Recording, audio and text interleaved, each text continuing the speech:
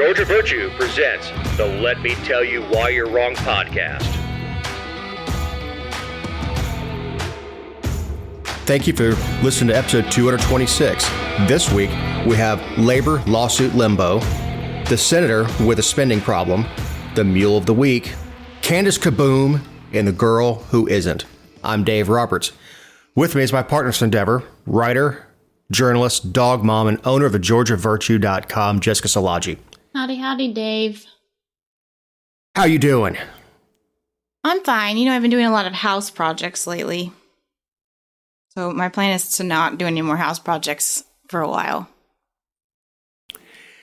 Yeah. Last week kind of flew by. It did. Did you have a good week? Yeah, it was my anniversary last week.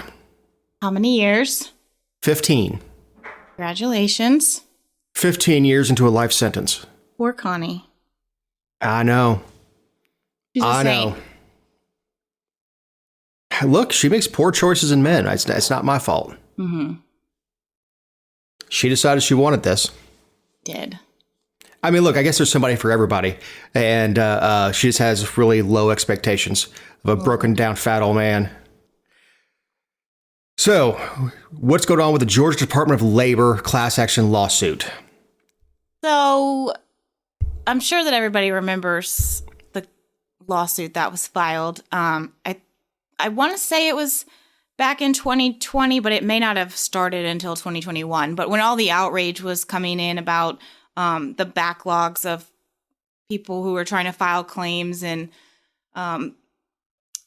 allegations of the, I guess, deliberate incompetence of the department, and they struggled to get their unemployment insurance, and they couldn't get anyone on the phone. And then, of course, after I guess all of that, on the front end, we heard about how the Department of Labor was spending money during that and having lunches brought in and just all kinds of things. So it's been a thing, and to the extent that Mark Butler decided not to run for re-election. So fast forward, this lawsuit's filed. The Southern Poverty Law Center, SPLC, they were one of the, I guess, representing organizations, and they submitted a list of names to the people, based on, they did all kinds of open records requests about the list of names of people who were having a problem, because I guess lawmakers couldn't get any resolve at the time. So, of course, Chris Carr's office, because he does not represent the people of Georgia, he represents the state agencies of Georgia, represented the Labor Department or Labor Commissioner's office through all of this. And they came to an agreement, supposedly, on July 1st. Well, June 30th they did. Well, the Southern Poverty Law Center comes out and says, we've reached a preliminary settlement with the Labor Department in the suit over these claims from the pandemic. And, this has been going on since March 2020. And we're at a crossroads. We're about to, help people out and get them back on the right track. Well, apparently that ticked the state attorney general's office off, because the agreement was that they would issue a joint press release, and SPLC issued it on their own. And so the state attorney general's office said, we're not doing it. You violated the terms of our agreement, and it's lights out. We're done. We're withdrawing our consent. Yeah.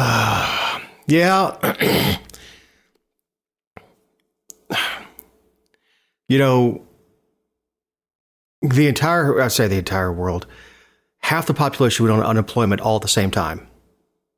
It was a logjam. I mean, I'm not making excuses for the behavior of the Department of Labor, especially with bringing lunches in and spending money like it didn't matter. No, they're incompetent as can be. However, I don't think it's purposeful incompetence. It's institutional, because it's the state agency. Yeah.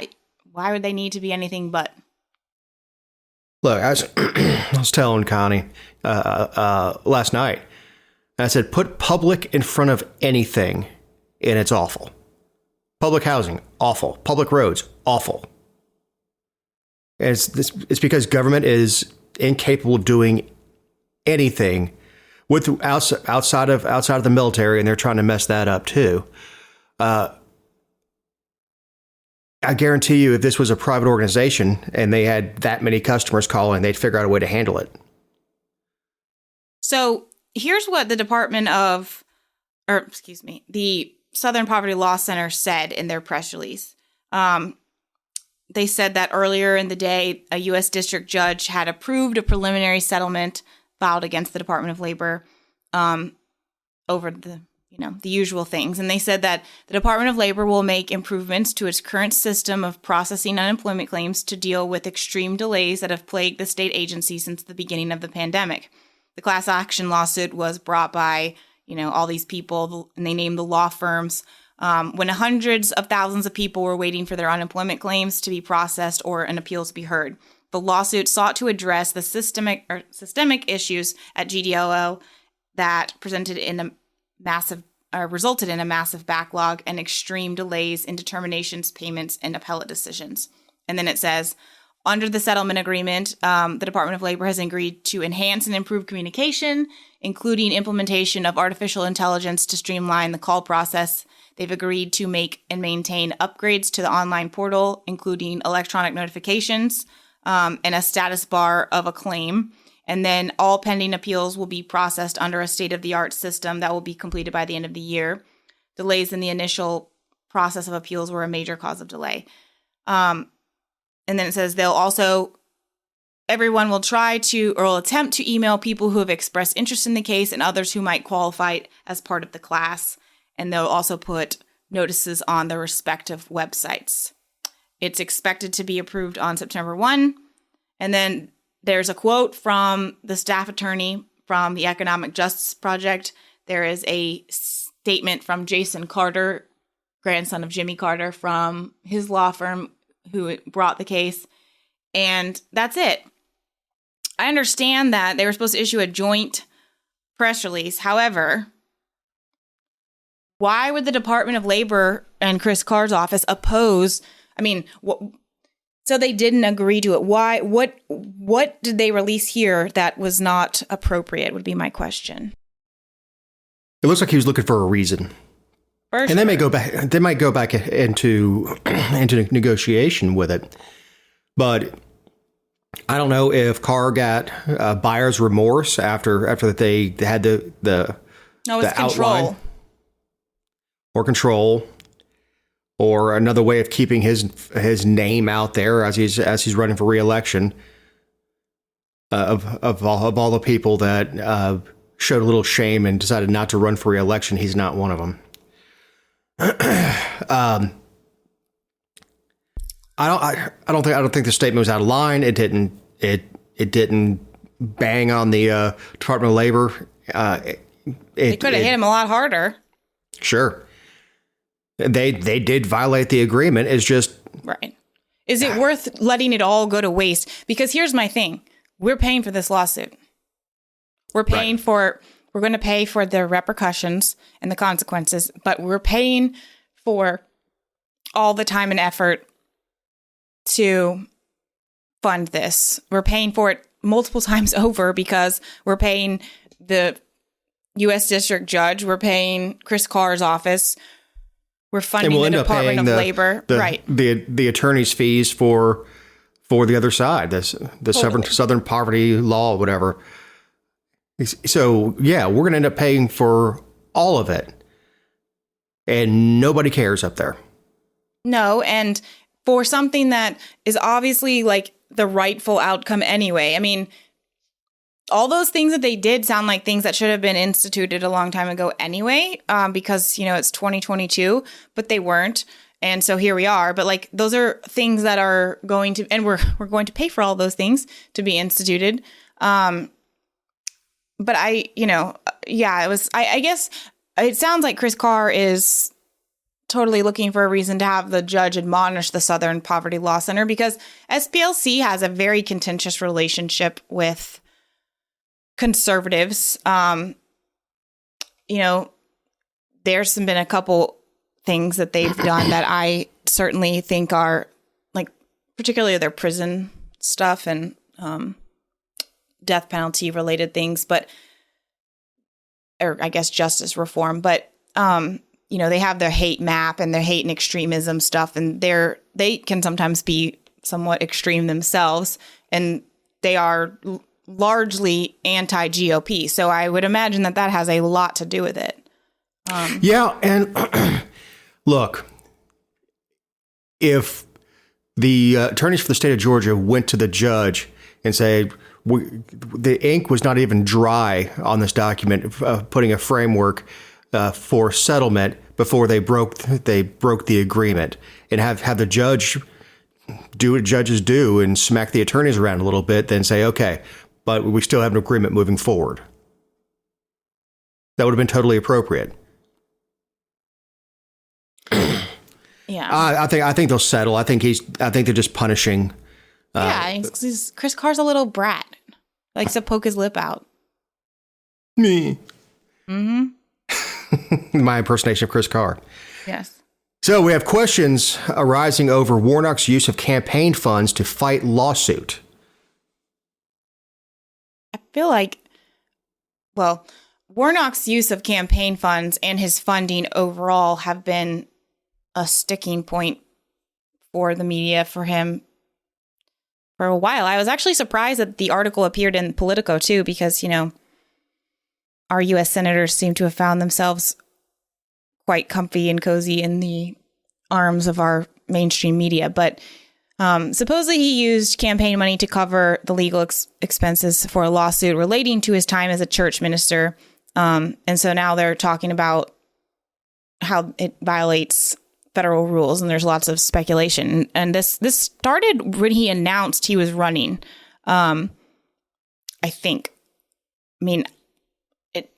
I can't remember when Isaacson announced he was stepping down. I don't know, but it goes back to 2019, where an Atlanta resident, here's the Politico part coming out, involved baffling and seemingly baseless allegations against Warnock. That's pretty biased reporting. But again, 2019, it was 14 years old at that point. The allegations started about the funding.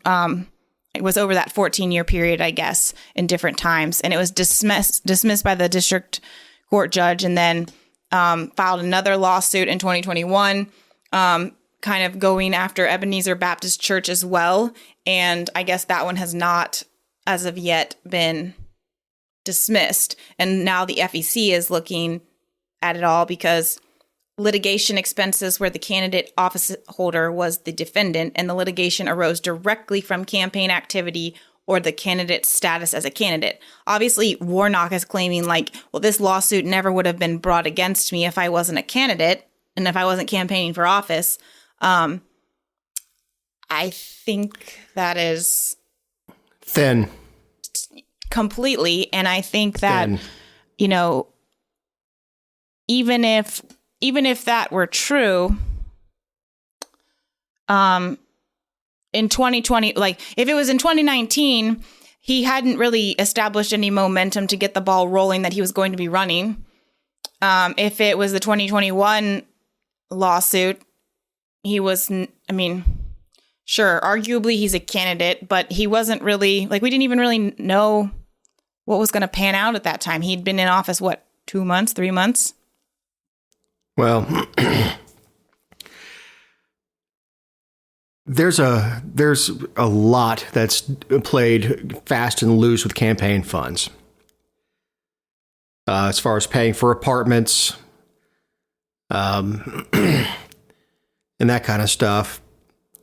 This one seems a lot like, I don't even know if he was being sued in his official capacity, that that would be up to the U.S. Attorney's Office to defend him. If it was people v. Warnock or whoever v. Warnock and the United States Senate. This, I don't know that it's going to stick. A lot of times these we've seen these election commissions, and we've seen them issue smackdowns, like, tell him he's got to pay the campaign back for it or something like that. But, that they're not. And I would think that the FEC, if once this hits August, they'll shut this thing down.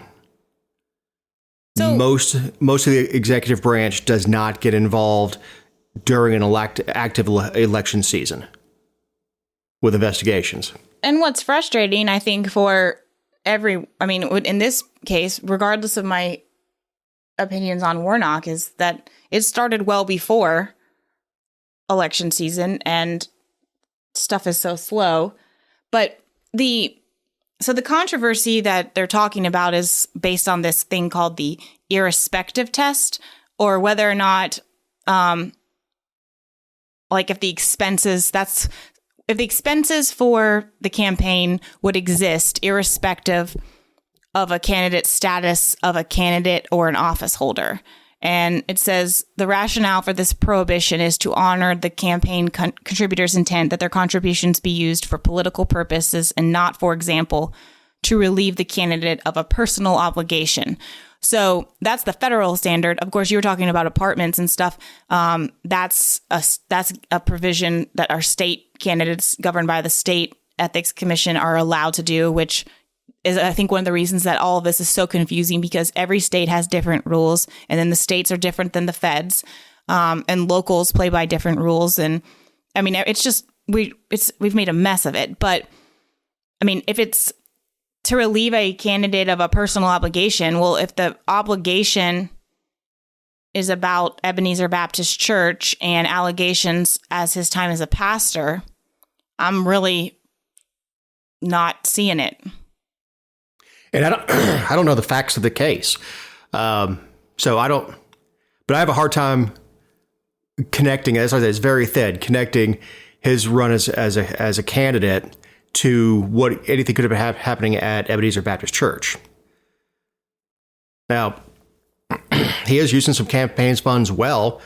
I've said before, he's turning out some great media right now. He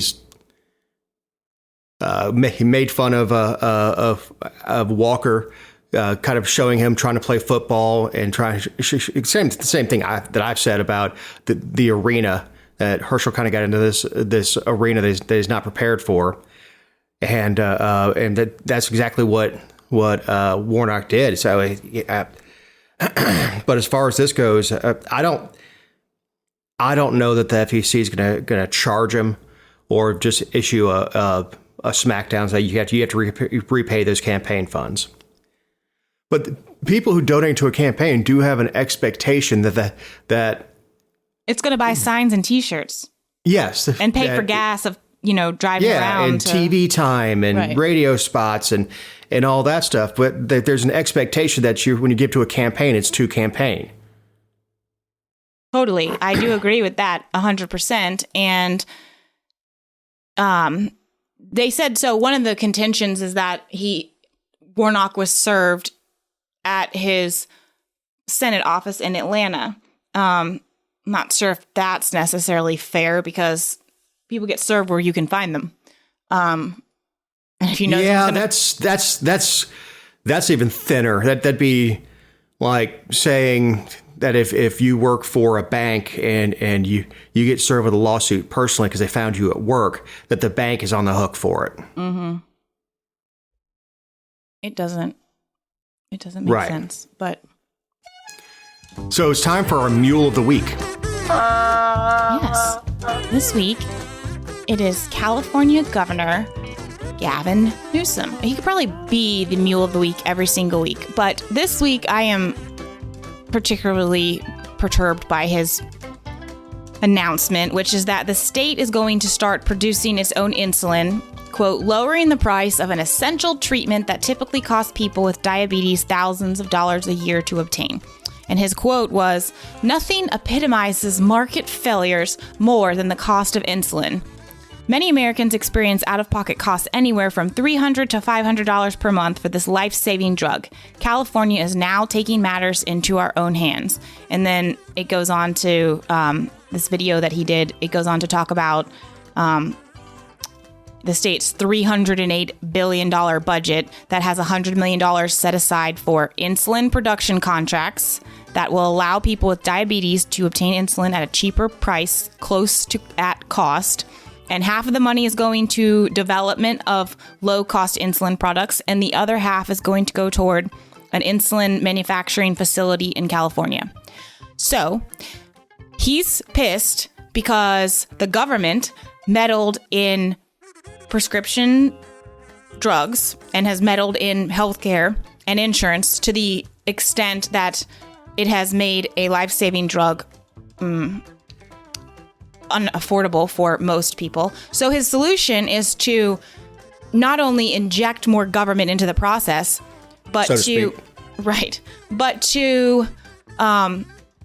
give government a complete monopoly over it in the state of California, subsidize it, and then which will drive the cost up eventually anyway.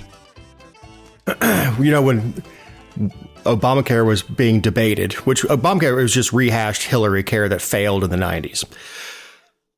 One of the best quotes I heard was from somebody who was from a socialist country. And it was, if you think healthcare is expensive now, wait till it's free. Mm-hmm. It would be cheaper for the state to means test and give a subsidy directly to buyers than it would be for them to try to produce their own stuff. There's a reason drug manufacturers are in the business they're in. 1,000,000%. Because that's what they do. 1,000,000%. And yes, we know that drug companies, you know, the government has protected them. And then so California is going to make its own and then protect itself and then subsidize it and then give it to people at close to cost. Well, here's the problem. If it costs the state of California more, like a lot of money to make it, their cost is going to be higher. What did I just say about put public in front of anything? Right. Put public in front of anything and it sucks. I mean, except for Public House, which is a pub. Yeah. But yeah. And public meeting. This is the same guy record. This is the same guy who barred official travel to Montana and some other states. He's a freaking idiot. And took his vacation there. Yes. So he's out on social media taking pictures of himself in Montana and stuff like that after saying they should punish these states. Yeah, this is the guy that got caught with the French Laundry. It's a restaurant I probably couldn't afford to go to. Without a mask after mandating everybody wear a mask. This is he's a hypocrite. This is him absolutely attempting to buy votes because there was a recall motion for him. So if he can go and he's trying to buy it. And here's the thing: he's trying to buy it with the taxpayers' money. That's what pisses me off about handouts and buying votes. Same thing with Kemp, with giving teacher raises and things like that. Stacey's promises and everyone else. Yeah, is you're buying their votes with my money. Mm-hmm. Well, this is a good time. What's that? No, I just like nobody wants people to have a hard time getting insulin. Nobody wants them to. I mean, I would love for insulin to be $10 for everybody who needs it. I don't want it to be more expensive for people. I don't think anybody does.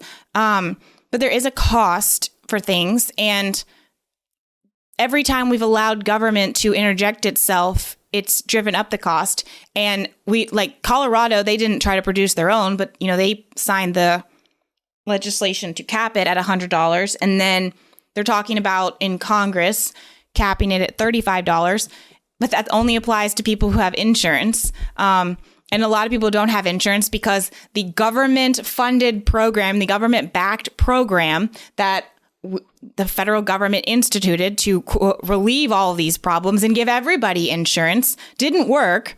So there's still this donut hole of people. so it's like every breakdown that has happened so far has led to this, and everybody's like, oh man, we just had a little bit more government. Price fixing always leads to shortages. Always, always, always. If you're capped on what you can charge, why make it? Right.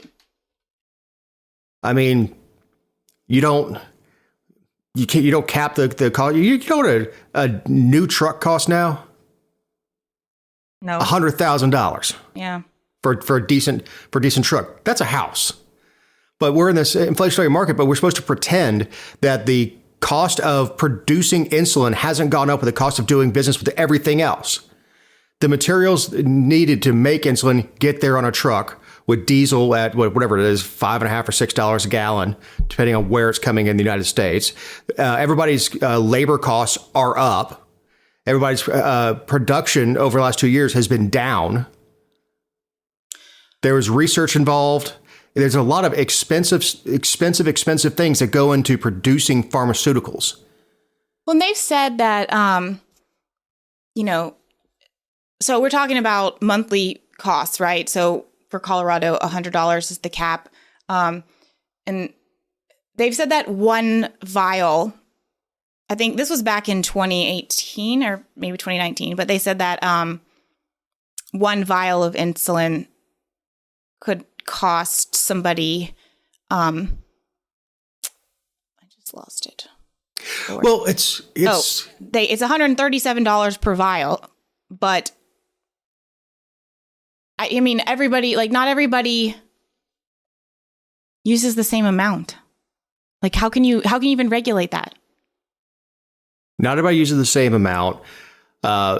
If you tell an insurance company they have to cover everything but $100 on insulin, they're going to get it somewhere. You can't stay in the insurance business. So you may see some insurers pull outright and leave Colorado and say we can't afford to operate there, or the premiums are going to be so damn high. And we all see this around open enrollment time, with people who are on group plans. And I'm blessed to have a wife that works a good job and we have a good plan. But yeah, we look at the premiums every year. They go up, or the deductible goes up. They're going to get the money back somewhere. You can't stay in business if you don't. It's one of the things I had against Obamacare with the covering pre-existing conditions. That's like going out, wrecking your car, then calling State Farm and asking to get insurance. Well, they also, there's all these studies that say insulin can go from, again, this is 2018 numbers, so we know it's gone up considerably, but $2.28 to $3.42 for one vial to produce. And that it's often sold at, $130 or whatever. Well, here's the other thing. For companies there's lots of makers of insulin. I think there are 7 that are in the United States right now that are easily accessible without, the whole FDA nonsense. But to get approved on the market, they pay so much money. They go through so much regulation and red tape. It costs a fortune, and they can't plan to make that back over 70 years selling it at $3 a vial. I mean, it's infuriating, but the government has made it that expensive for them to do. Right. That's what I'm saying. That's what I was thinking as you were saying that is $3.50 a vial or whatever it is. Where they say that's how much it costs to produce. No, it's not. That doesn't include the overhead. That doesn't include insurance costs, because they carry pretty healthy insurance to cover themselves in case of lawsuit. That doesn't involve employee legacy costs, which are your retirement plans and all the money that they pay out for those legacy employees who have retired. That's one of the reasons automobiles are so expensive is the legacy costs with it. So when they say it only costs $3.50 to produce, no, it doesn't.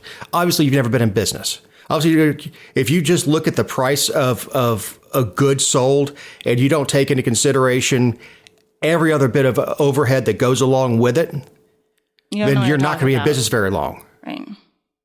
And yeah, this is not me talking from having an MBA from Harvard. This is me talking after having my butt handed to me the last 2 years with the prices going up and having to examine that. And it's a hard lesson. And luckily, I was able to live through it. But that. When they throw numbers like that out, it's just like back on Warnock. He's if it's a liberal type show that's on, he starts talking about price fixing and gouging and all that stuff. Like, you obviously have never run a business. The only business you've ever run is one where all the donations come free. Terrible. Sorry. When people in government who've never built a damn thing try to tell businesses what they're charging too much, no, they charge what the market will bear. The same people that want to go out and get every dime if they sell their house, you maybe you bought it for $300,000 and it's valued at $650 now. You're not going to sell it for $325 because that's a more reasonable profit. No, you get every dime you can from it. And there was a time when people died of the sugars. Mm-hmm. And around the world, people still do. It is life-saving medication. And it was developed by these companies who did the research on it, and they continue to improve the product so you don't have to stick yourself as many times. And all the ads you see on TV about wearing a automatic injectable thing, and they come up with all these innovations to make life more convenient for people with the diabetes. Yes, they're absolutely trying to make it. They're trying to improve it all the time. And there's a cost in that research because not everything that they draw up in research works out. When you put new products on the market, there's a very high failure rate for whatever reason. Yeah, that's not going to work. We need to redesign it. Go back to the drawing board. No, it's a good idea, but that's not going to work. And there's an inherent cost in that, and they have to cover their cost of doing business. So that is why Gavin Newsom is the Mule of the Week. Jackass.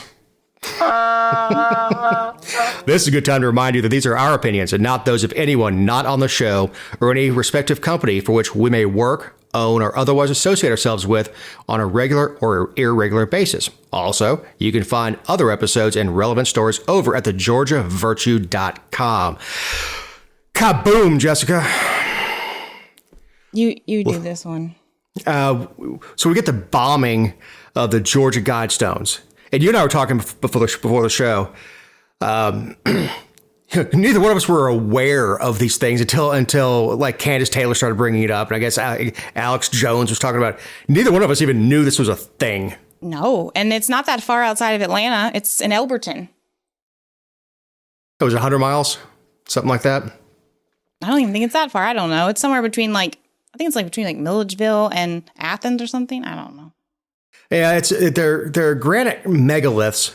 They were with inscriptions, and it brought in 20,000 visitors a year, which for Elberton, I mean, it's got to drive some money for them. It inspired a Yoko Ono song. They should have been torn down just for Yoko Ono. It was built in 1979, and then not long after gifted to the Elbert County Commissioners. And they have like it had inscriptions on it and whatnot, and 10 elliptical messages that appeared in Spanish, Russian, and Hebrew, supposedly. But it also talked about like the sun solstice and like certain areas. Like it was built with intention by people who held some specific beliefs. And in the 1979, you can kind of gather, it was like a period of different thought, I guess, and peace and harmony. So Kandiss, in 1979, we were threatened with a new ice age. Part of it is population control. There was a book that came out, and I think it was the 70s. It may have been a little earlier, by Paul and Ann Ehrlich. It is called The Population Bomb. And it was supposed that the next ice age would kill off so many humans if we don't control our population. I know this book because it was when I was in debate in high school. We had to have we quoted the Ehrlichs from for arguments and stuff like that. So that's how I know the population bomb. They call it the American Stonehenge. It's not, or it wasn't. Like Stonehenge is impressive because of when it was built. Without having excavators, without having technology to move these giant stones, something brought in on semi truck beds and having an excavator stick in the ground is not. The impressive engineering behind it is, I guess, it catches that has holes. It's one, you could always see the North Star at night. One is like a sundial, where at noon I don't know, it had some cool engineering things that went on with it, and a lot of care went into building it. It's an advertisement for the granite industry, because that is what they say is the granite capital of the world, or self-imposed granite capital of the world. I guess, I don't know. But the concepts that were promoted, so it did talk about maintaining humanity under 500 million in perpetual balance with nature, and guiding reproduction wisely and improving fitness and diversity. And then, so those were the first two, but then it also talks about uniting humanity by having a similar language, ruling with passion, faith, and tradition in temperament, protecting people and nations with fair laws and just courts, letting all nations rule internally, resolving external disputes in a world court, avoiding petty laws and useless officials, amen, balancing personal rights with social duties, prize truth, beauty, and love by seeking harmony with the infinite, and then be not a cancer on the earth, leave room for nature, leave room for nature. So okay. This was written by somebody who did a lot of acid in the 60s. But even the acid users don't want petty laws and useless officials. Right. Yeah. Even on Orange Sunshine, they're like, yeah, we need to get rid of petty laws and useless officials. Or Purple Haze, whatever your flavor of acid is. So why is this all like suddenly? I think that this would have made news if it would have happened, of course, because a bombing somewhere, or, and the GBI investigating, and it's public property owned by a public entity that represents a local government. Yeah, I think it would have made the news. I don't think it would have been as big had it not been for the one and only Kandiss Taylor, who just 60 days ago released a campaign ad with drone footage, video footage, and full-on condemnation of these guidestones, saying that if she was elected governor, she would tear them down. That would be Executive Order number 10. Which she can't do. Or could not do even if elected, because it's not state property. Well, that doesn't matter to her. And since the governor doesn't have the purse strings, that belongs to the legislature, she can't just go strike a check for it, buy that 4 or 5 acres, whatever it is, and then turn it to state property, then knock it down. She doesn't have the authority to do it. So in the ad, and I'll link it in the social media stuff and the Libsyn content, but she says, it's a video that mostly went on Twitter, because obviously she didn't have money for TV, let alone 2 minutes for TV. But she said, I'm the only candidate bold enough to stand up to the Luciferian cabal.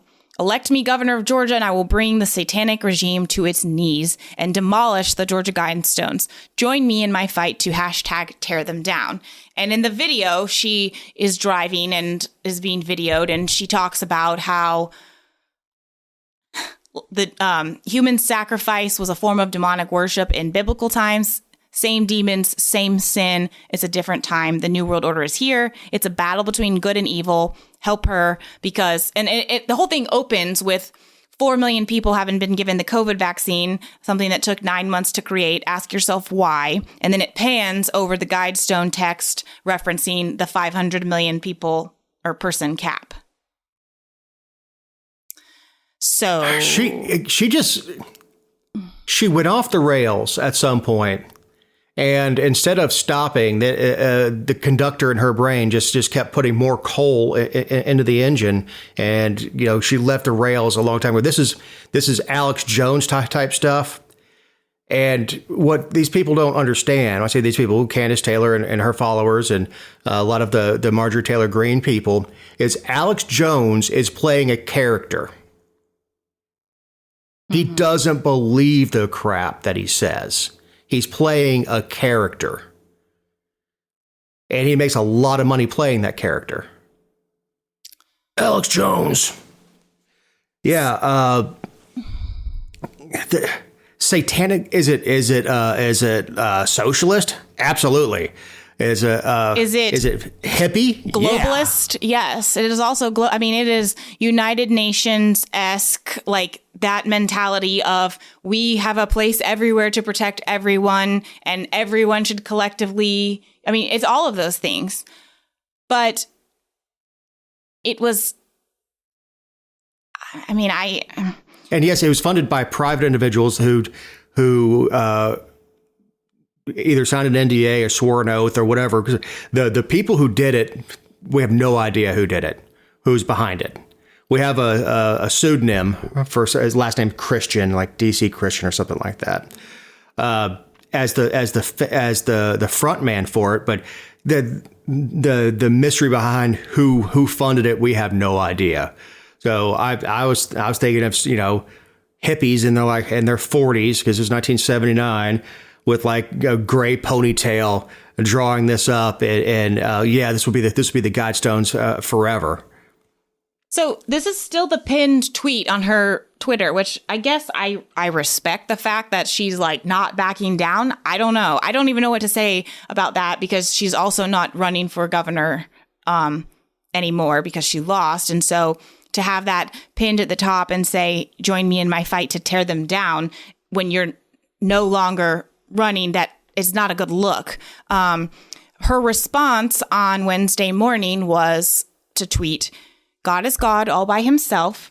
He can do anything he wants to do. That includes striking down satanic Guidestones." And of course, this ignited social media, regular media. So God was cool with them for 40 years. And he's sitting up there on a cloud, checking St. Peter to see who's come in the gate, and he looks down at his phone and sees Kandiss Taylor's executive order number 10. Like, that's a good idea. Well, you say that sarcastically. However, she put a video on in response, putting the quote fake news on notice, and we'll talk about that in a second. But she prefaced it by saying that her platform was Jesus, guns, and babies, and she announced that platform. And the Supreme Court of the United States has, in the last month, ruled on Jesus, guns, and babies. And on all three sides, it has been in favor of what Kandiss Taylor believes. So she didn't say it specifically, but when she goes right into the discussion on the fact that she believes that God can do anything he wants, and that he did this, that until she sees video of something more than a flash and lightning, she's going to believe that this was God. It certainly gives the perception that she believes that all of this is happening by her prayer and announcement that God is hearing and then acting on, which is a lot to unpack. When did prayer go from being a private thing to American Idol, where people think if you just give enough prayers that God will do anything? It's like, okay, the results are in.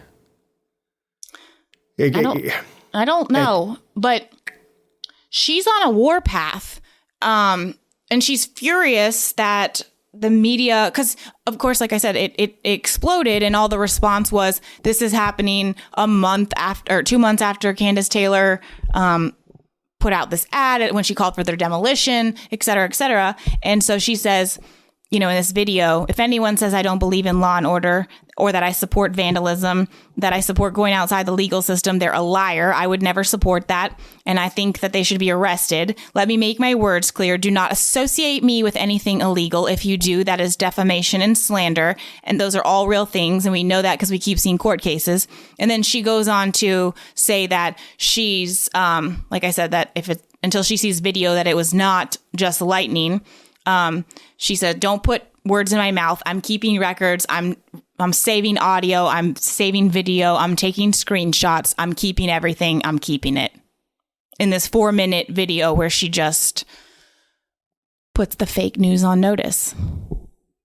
Yeah, she keeps using those words, and I don't think she knows what they mean. Saying that it's quite possibly done because of what has come out, whether it's from her or Margie Green or Alex Jones, for that matter. Most people didn't know what the hell the guidestones were. Most people don't know what this means. Yeah, I saw somebody say it was a drone strike. I'm like, what? You obviously have never seen high explosive go off. That's not high explosive. It's curious to me if, and of course, the government has this information, but in the course of an investigation, they're not going to release what type of explosive it was, because even though it did blow up a big piece of rock, it was not HE. It was not high explosive. Mm-hmm. And if you're talking about a rural area, it could have been half stick of dynamite or a stick of dynamite. It wasn't like det cord or drone strike or anything like that. Why would the GBI say that it's a bomb if it was lightning? Why would they do that? I mean, that doesn't even make any sense. And there was, going back to the purpose of it all, there's a notation that there was an author who said that, I guess the whole point of them is to spark conversation and encourage dialogue and encourage people to look beyond what they believe. And his comments were that, the stones were put up in 1979, quote, at the height of the Cold War, and that these might have been intended to be a message for possible survivors of a nuclear World War III, and that, it's supposed to be a call for rational thinking. You don't have to agree with it to have conversation. I mean, the 10 Commandments of the Antichrist is extreme, and why would they pick Georgia? Yeah, I don't know. Bible Belt. I have, but the stuff that someone called it an act of domestic terrorism. The prosecutor. No. Oh. No. I'm not saying it wasn't that. No. Oh. It was done at 4:00 in the morning when nobody was around. That is the complete opposite of what you do with terrorism. Mm-hmm. So no, it wasn't domestic terrorism. Yeah, they are. They said they have lots of leads. Okay. And that they are following up on them all. It's still active. This is as of Friday, of course. But, and then I thought it was also interesting that they said the prosecutor from that area said that this was an act aimed at the county authorities that own the site. We've not given any information to back that up or to explain why that would be the case. Still an interesting thing to do. Would make Kandiss Taylor's position on it even more interesting. I don't know. I don't get where she's on that. I don't get where, like I said, we've never heard of the damn Guidestones.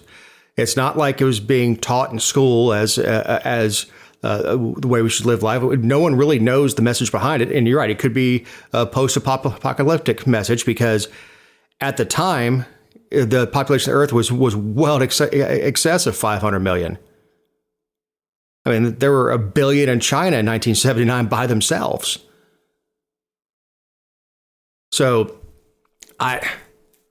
she's turning herself into a clown. And, what could have been a serious run for governor turned into this just, yelling in the wind and threatening to sue anybody that says anything about her.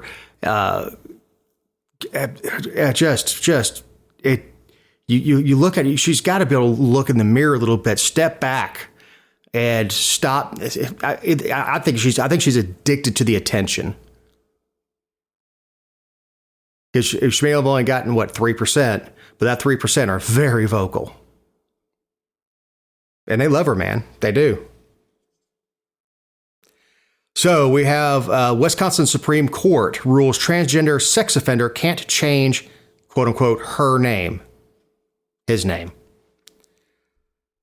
Okay, so I didn't know. I mean, this is this might be dumb, but I didn't know that a sex offender in most states cannot change their name. I obviously get it. And I'm, if that's a condition, like we've talked about before, if that's a condition of sentencing, whatever, the law needs to be changed. But someone was obviously creative at some point and decided to change their name to avoid the registry.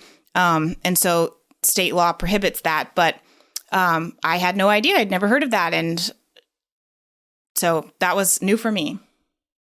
I never even thought about it. Right. It was a 4-3 decision, and this is in Wisconsin Supreme Court.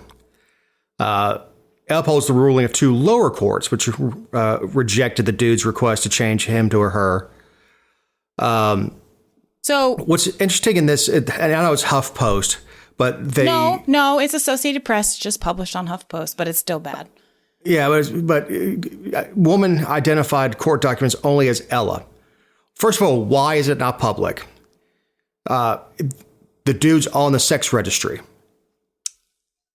guess they don't want people to know which sex registry person that person is, which would speak to the entire intent of the law to prevent this, Well, you could figure it out.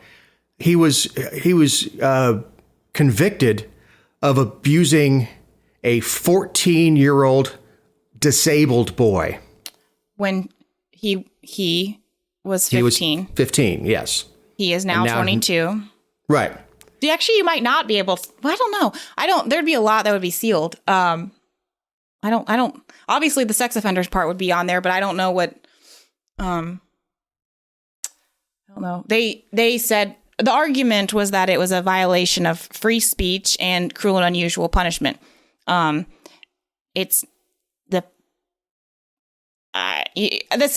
court said that it's not cruel and it's certainly not unusual.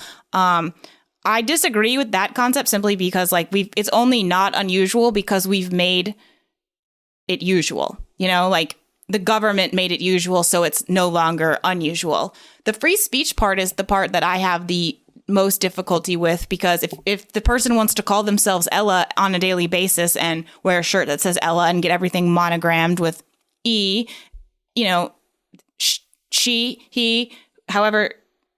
wants to be identified at any given time, they have the right to do that, and no one is stopping them. We're talking about official paperwork. And we're also talking about somebody who is not fully transitioned. So, there's a lot of working parts here. Because we've talked about that on the show before. At what point, it's a lot of people disagree with the concept of transgender. And I understand, and I am not going to dispute people's beliefs in that sense. But my point is been all along that this is something that is happening, and even if you reject it in conservative states and it occurs in liberal states, the question is going to be, at what point do you recognize somebody as a different sex, or if ever? But if it's not going to be never or immediately, as soon as you decide, when is that going to be? Because it's a problem. We've talked about it in the context of prisons and jails, where you house them. When government is responsible for people. So, and if the government is going to make us register, or, for weddings and things like that. Like if when the government gets involved, at what point is the government going to say, okay, fine, you are a female now? They've never decided that, and it's not consistent. And I think that's going to continue to cause problems. Of course it is. It caused problems at the TSA because, they push a button whether you're male or female going through. Mm-hmm. And there was a transgender dude in a dress that said, we're getting something over here. And it says, oh, well, that's my penis. Okay, so you're male. No, I'm female. What? And I happen to go with the biology thing here and say, if you have an XY chromosome, it doesn't matter how you mutilate your body.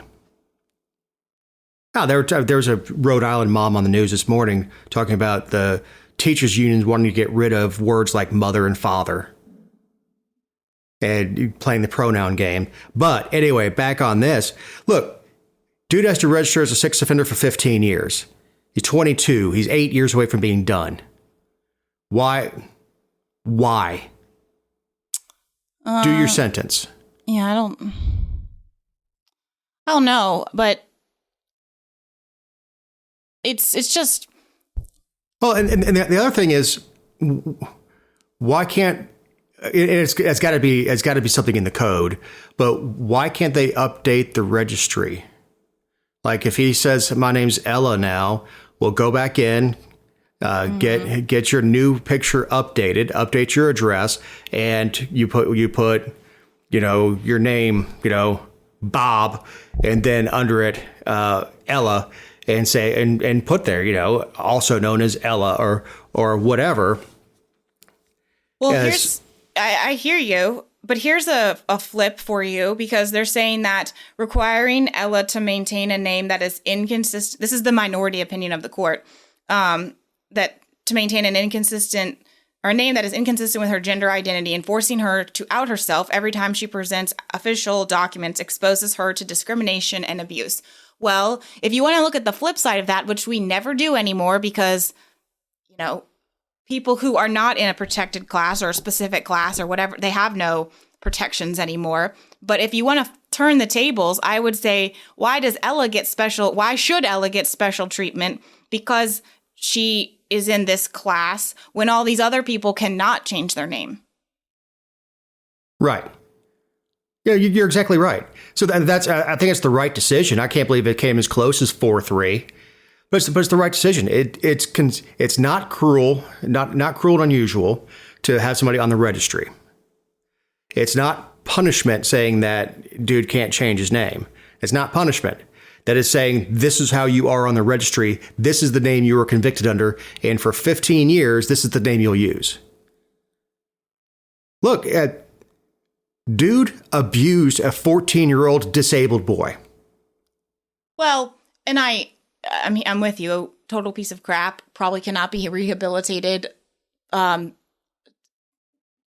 from the transgender issue, having that kind of abuse is, or participating in that kind of abuse is a chemical imbalance of some sort from the get-go, a deviant. So aside from that, the issue here is that this is going to come up again. There's going to be another issue like this in another state or somewhere else. And I would venture to say this is not the end of the road for this. I would imagine it's going to continue to go up the chain. But,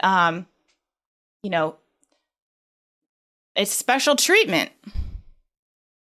It is. Once you say that he can call himself anything, change his name, just like you and I, if you and I wanted to change our name with this paperwork, you go and file and get your official documents and your name's changed. If we prohibit it for all people on the sex offender registry, and I don't know the laws in Georgia that go around that, but they're probably pretty dadgum similar. Do the rest of your sentence. It's 15 years in the sex registry. I mean, he's lucky he's not in prison. Because I don't know the facts of the case because we don't know who Ella is. So, if it would be more enlightening to know the facts of the case and why, I guess maybe it was juvenile court And it was because it was 15 when it happened. He served till 18 and then registered for 15 years as a sex offender. That's quite possible. That's just stuff we don't know. But you're right. The disparate treatment of allowing one person because he grew his hair out and put on a dress to change his name on the registry, and not allowing Bob Smith, who wants to become, whatever, wants to become Dave Roberts because it's a popular name. If Bob Smith wants to change his name to Dave Roberts, if he's on the sex registry, I mean, if you allow it for one, you have to. You can't be disparate in your treatment as the government. Nope. But all right, Jessica, how about your closing thought as we're running close? Derek Chauvin was sentenced by the federal judge last week on Thursday. I don't think anyone cared. It was really, it made the news, but nobody really was talking about it. And the federal judge sentenced him to 21 years in prison for violating George Floyd's civil rights, telling the former, and he told Chauvin in his diatribe that what he did was simply wrong and offensive. And he's the one that presided over the trial, obviously, but he said, I really don't know why you did what you did. To put your knee on a person's neck until they expired is simply wrong. Your conduct is wrong and it's offensive. And he presided over the trial of the other 3 officers at the scene, and the judge blamed Chauvin alone, entirely. Nobody else is to be held accountable by this judge. And he said, you absolutely destroyed the lives of 3 young officers by taking command of the scene. Which I thought was interesting, but because I thought it was interesting because they were convicted. And so if they were convicted and charged with the crime, convicted, and then sentenced by that judge, it kind of presumes that the judge, at least at some point, thought that they had some culpability and responsibility. So to say that he absolutely destroyed their lives, that's just an interesting position by the judge. But of course, the media that is commenting on it said that he got 21 years, and the sentencing range, which is done by points in the federal system, the range was 20 to 25 years. So they're all talking about how he got sentenced on the low end. I mean, he's not getting out. Right. I mean, he was already convicted by the state. So he'll do 21 years because in a federal pen, and then get returned to a state pen. I mean, he's not getting out. Well, and it's like the McMichaels and the Aubrey case to me, in that we doubled up, and then it's a double expense, and for what good reason? When you finish the drill at the state level, and I think more than anything, it makes people numb to the issue, because they're like, they think that you're piling on, and while the acts are completely egregious, it's hard for people to comprehend. Not all people, because obviously some people support it, but it's hard for some people to comprehend why and for what good use and resources and time and everything else. And I think you actually have the inverse effect, but they didn't ask me, so. Yeah, I mean, it was done. The Chauvin trial was done. So he's convicted. It's over. Done. He's never getting out of jail. Then the feds come in. But wait, there's more. From last week, James Caan passed away. Heck of an actor, even if he did go to Michigan State. Sad. He was in his 80s. I mean, he was no spring chicken. But as we see more and more people live to be 100, you think that he might have had a few more years around. And I was actually shocked to see Angela Lansbury is still alive. She's like 95. I don't. That's a complete non sequitur, but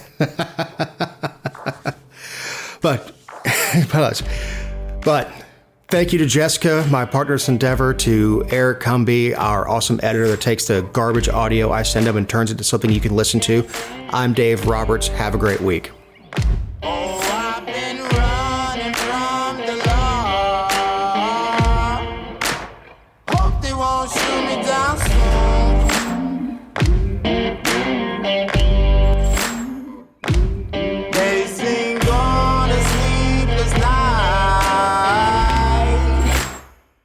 catch me howling at the moon.